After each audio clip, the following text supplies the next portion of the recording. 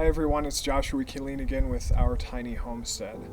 Thank you again to everyone for continuing to watch these videos and for continuing to show your support for self-reliance, homesteading, off-grid living. Every share, every like, every follow really helps us and helps us gain exposure for the message that we're trying to share. Ash Fork in many ways is one of the most unique and quaint areas in northern Arizona. Again, it is full of artists, craftsmen, homesteaders, outdoorsmen. It's also a land of many uses. You have ranchers, you have farmers, you have a very wide mix of people that have chosen to make this place their home. And there are many families now in this area that feel like they are under attack by our local government. When I left the military service, I decided to start my own business. And when I decided to move to northern Arizona and start my own homestead and to live off-grid and self-reliant and chose this lifestyle, well, let's put it this way. The last thing I would have expected was to have to fight the country that I served, the government that I served.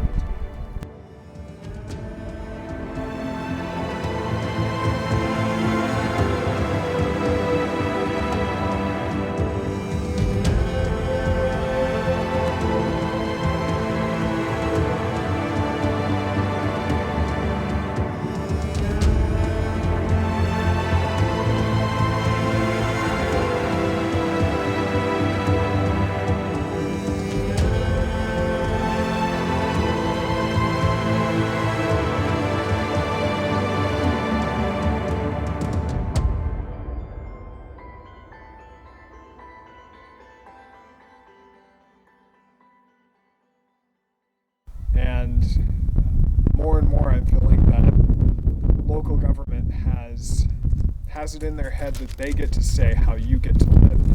And that is what we're trying to change with these videos, especially being that Ash Fork and the Juniper Woods Ranch area in our community, we get very little to none to zero county support. So we are expected to pay the same. Now, I'm not talking about income tax. I'm not talking about federal tax. I'm not talking about property tax. I pay my taxes. What I am talking about is the fees that our area, our county, people in our area and our county are charged to build a home, to put up a fence around their property, to put up signage for their property, if they want to put up a sign, to put a water tank on their property, to build a home on their property. The fees that are associated with what we are able or allowed to do on our own property are meant to support the county, who is in turn, again, county government, local governments were put in place to serve us.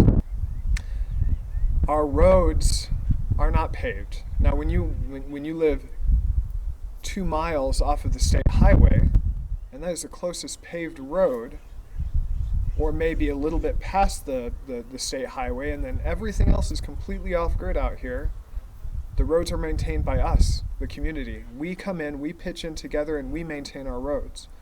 The area is not policed by the county as far as trash, maintenance, things like that. We have no electrical, no plumbing. We are 100% off-grid, and we chose that. But that's the case here in this area. Now, if they wanted to come in and run power lines, run water, and pave our roads, and make it less of a challenge, again, we chose the challenge, but less of a challenge, and they want to support us, then those fees would be justified. But right now, in this area, the fees are not justified, and we are under attack. And I am sharing a few anonymous interviews that I was able to do out of the respect for the privacy of these people who were brave enough to come forward and share their stories. I will not be mentioning their names, but I would like to share some audio from these stories. what we're doing today is just trying to share your story and your personal experience and struggles that you're facing currently with Yavapai County. How long have you guys lived here in Ash Fork?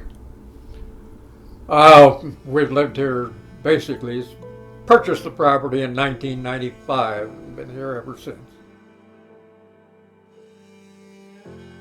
Collection agency charges an additional 25%. The debt now stands at $9,375. That was the point I wanted to make, coercion.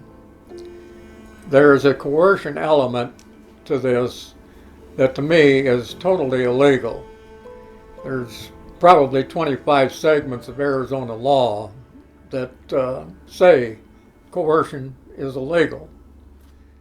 But they said when our complaint was investigated anonymously while we weren't here, they came on our property without our knowledge, without our permission, and they did it in the company of Yavapai law enforcement. There was a sheriff's deputy with the inspector, who was Jacob Lane.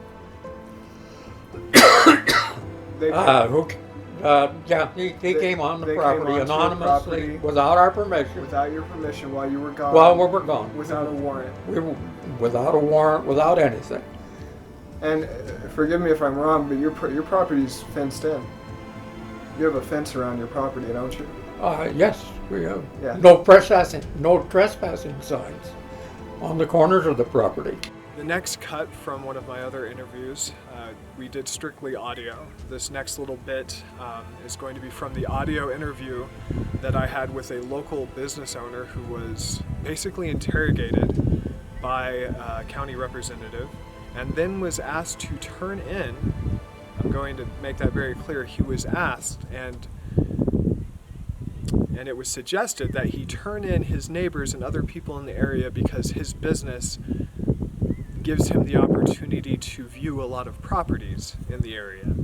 And so he was given a stack of business cards and it was suggested that he help this county representative keep up the county standards. I believe that was the quote, was keep up the county image or keep the county standards, which again, the only thing the county is doing out here for us is enforcing codes and fining people. Thanks again.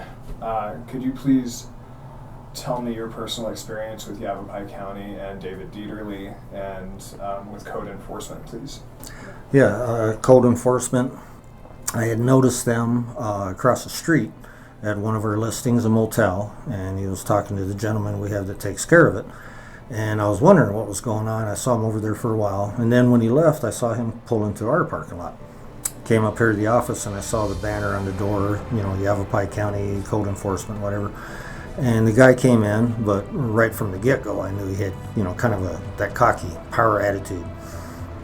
And it's like everything I told him, he questioned me again on, like he didn't believe, or he's trying to catch me or trap me in something. You felt like it was an interrogation? Like an interrogation, exactly, yeah. And like he didn't believe anything I said, and he'd have to, or trying to put words into my mouth.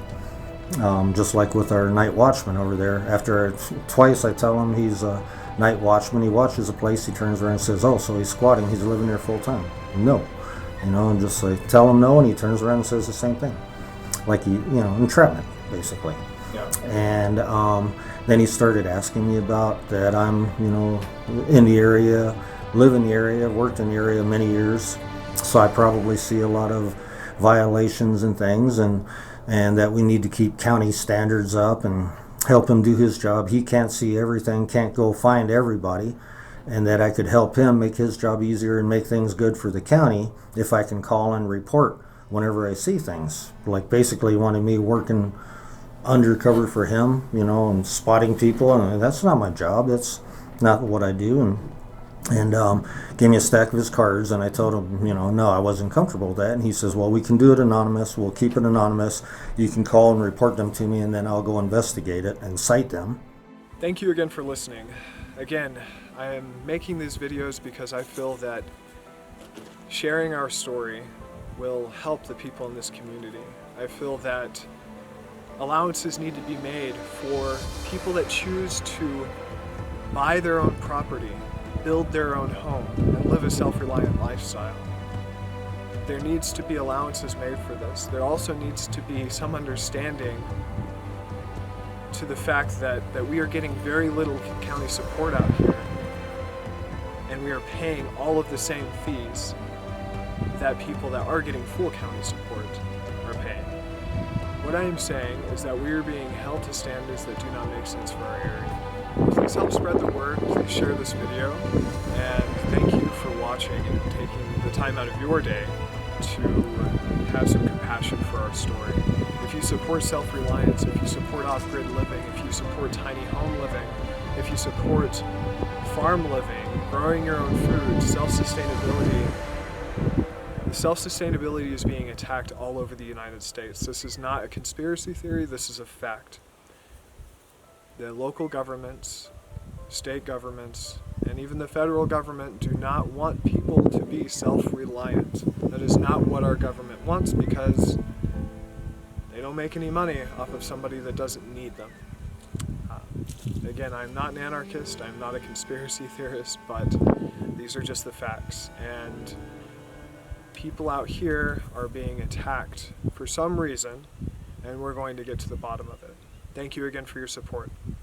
Until next time.